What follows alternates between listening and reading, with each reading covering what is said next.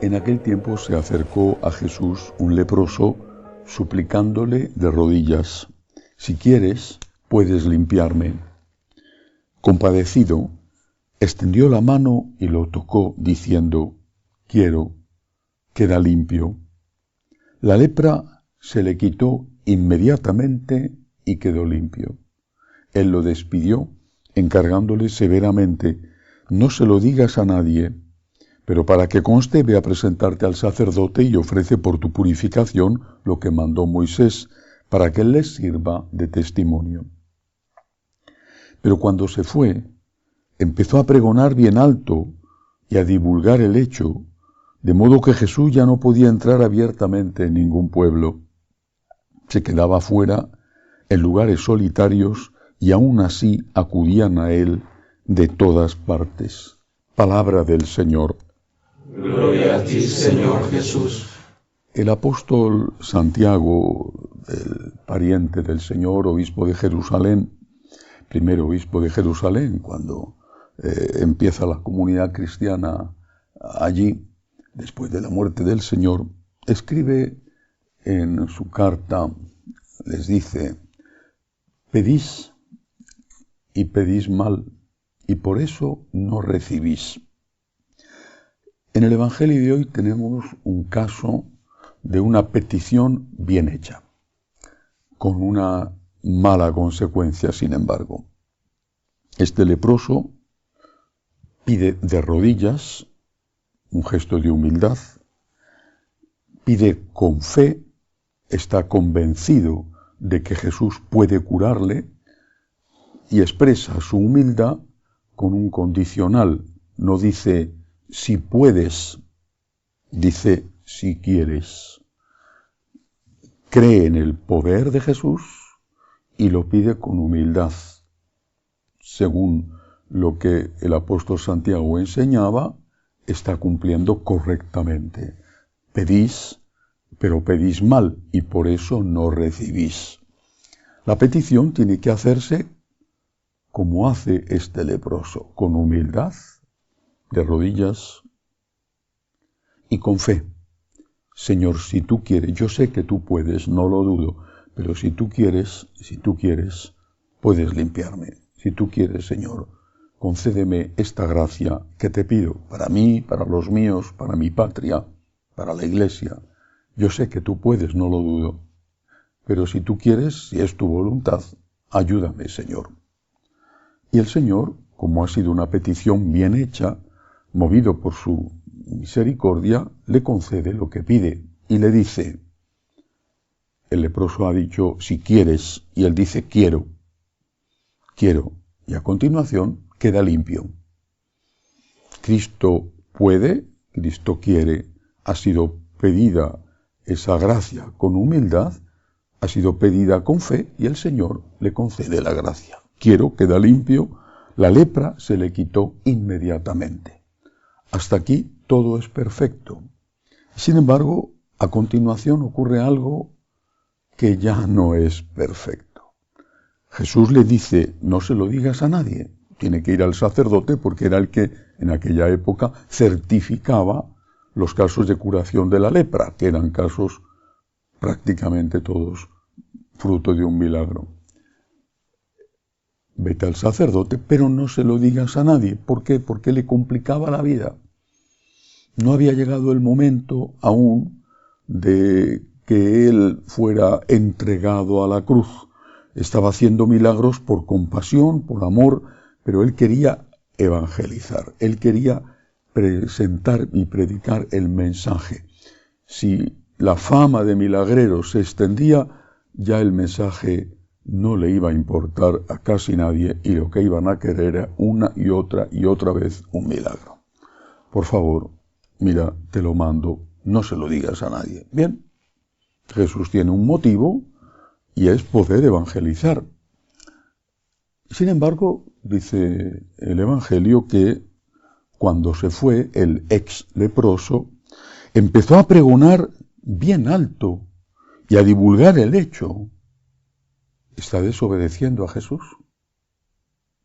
Y es una desobediencia que causa un daño al maestro. Dice, de modo que Jesús ya no podía entrar abiertamente en ningún pueblo. Se quedaba afuera, en lugares solitarios, y aún así acudían a él mucha gente.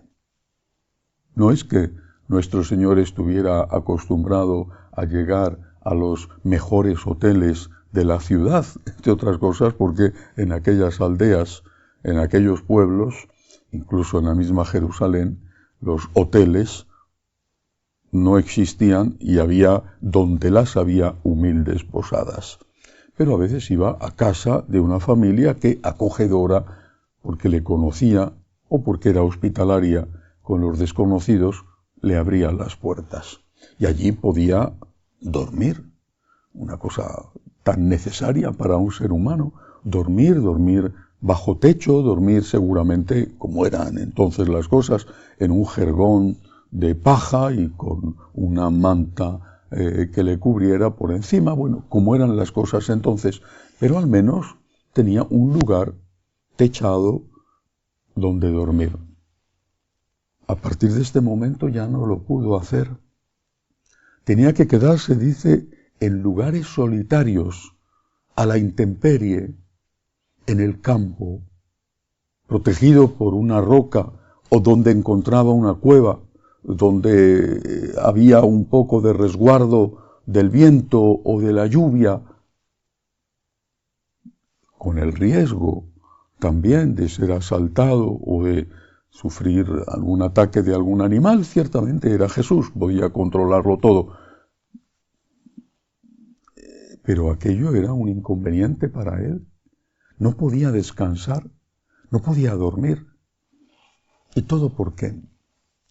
Porque una persona que había recibido un don tan grande como ser curado de la lepra, que le permitía volver a integrarse en la comunidad, regresar a su casa, estar con su familia, ocuparse de sus negocios, de sus intereses, disfrutar de una vida normal, esa persona condenaba a Jesús a hacer aquello que él había tenido que hacer hasta el momento.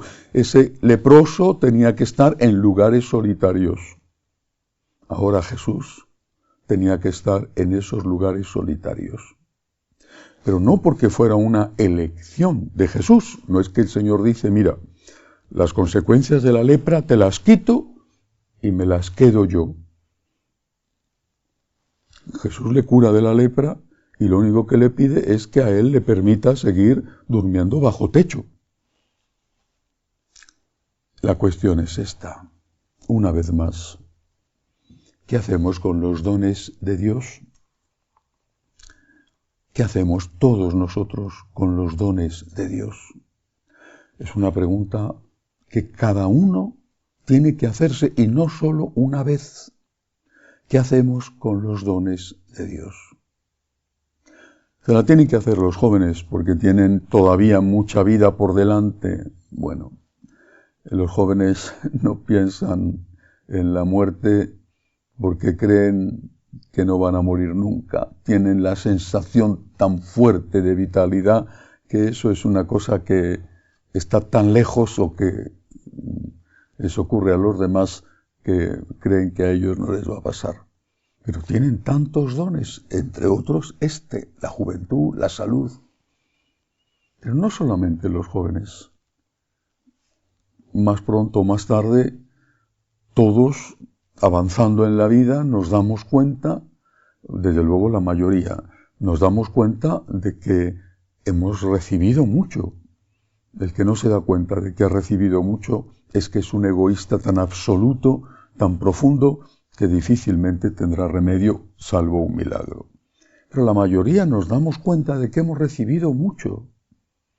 La familia, amigos extraordinarios, una salud que quizá no haya sido o no sea perfecta, pero que al menos ha tenido algunas cosas buenas.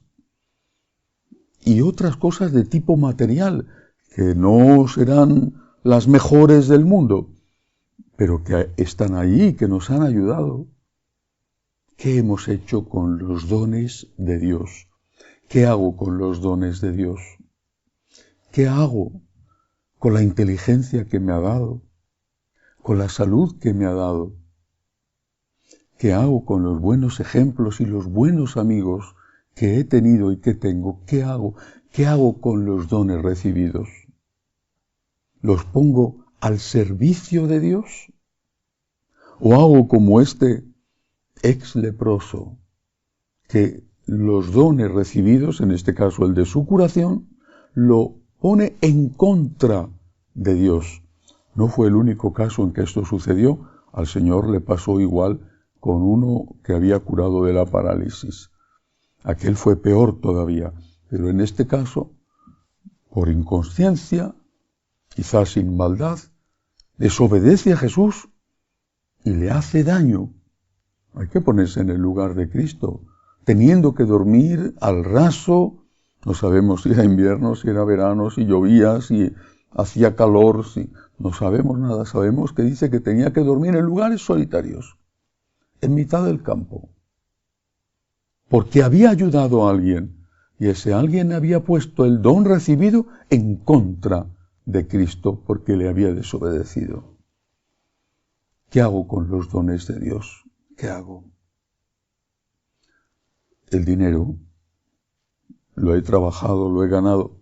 ¿Qué hago con eso que también es un don? ¿Qué hago? ¿Qué hago con mi tiempo? No tengo tiempo libre, pero tu tiempo existe como cualquiera. Tienes 24 horas. Estás poniendo al servicio de Cristo tu trabajo, tu familia. Estás poniendo al servicio del Señor y de tu familia tu tiempo.